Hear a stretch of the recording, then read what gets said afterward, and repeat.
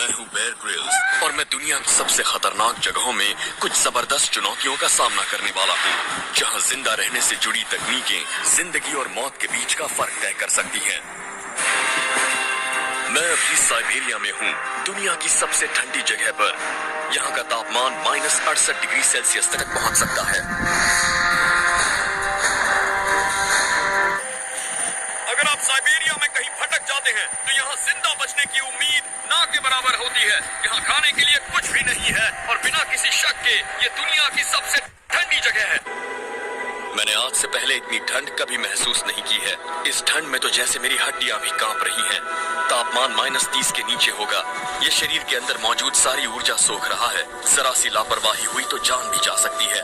इसी वजह से रूस की खतरनाक ठंड के सामने कोई टिक नहीं पाता। यहाँ की ठंड बहुत जबरदस्त है। ऐसा लगता है जैसे ये त्वचा को छील रही हो। यहाँ हाल ये है कि अगर नाक से कुछ निकलता भी है तो वो जम जाता है। इस बात में कोई शक ही नहीं है कि यहाँ रहने वाले जीव बड़े ही असाधारण हैं। अगर आप 24 घंटों के अंदर एक जमी हुई लाश नहीं बनना चाहते तो आपको लगातार चलते रहना होगा। घाटी की तलहटी पर भी हवा है, लेकिन ये उतनी खतरनाक नहीं है जितनी ऊपर थी। आप देख सकते हैं पहाड़ों के ऊपर से सूरज निकल रहा है और वो थोड़ा सा लाल भी है। और यहाँ उत्तरी गोलार्ध में इसका मतलब है कि मौसम अब बदलने वाला है और अक्सर वो पहले से भी ज्यादा खराब होगा।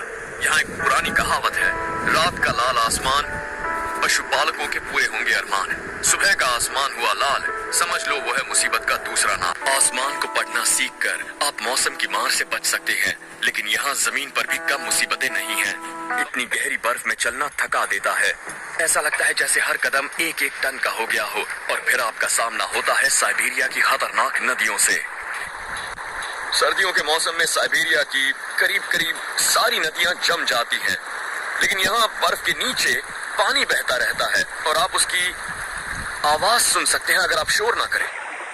इस वजह से इन नदियों को पार करना इतना खतरनाक होता है। अगर बर्फ की पतली परत टूट गई तो आप नदी में गिर जाएंगे और बाहर आना नामुमकिन होगा। मैं यहाँ इन बड़े बड़े पत्थरों का इस्तेमाल करने वाला हूँ और बर्फ से ढके इन पत्थरों पर कूदते हुए इसे पार करने वाला हूँ। अगर इन पत्थरों पर पैर फिसला तो मैं बुरी तरह से घायल हो सकता हूँ या फिर बर्फ की परत तोड़कर नीचे के बर्फीले पानी में जा सकता हूँ।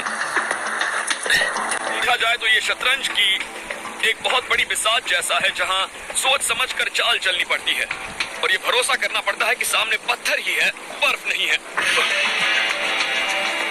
मैं 5 मिनट दौड़कर शरीर को जरा गर्म करूंगा। चलो चलते हैं। मेरी अगली चुनौती है खतरनाक सायान पहाड़ों को पार करना।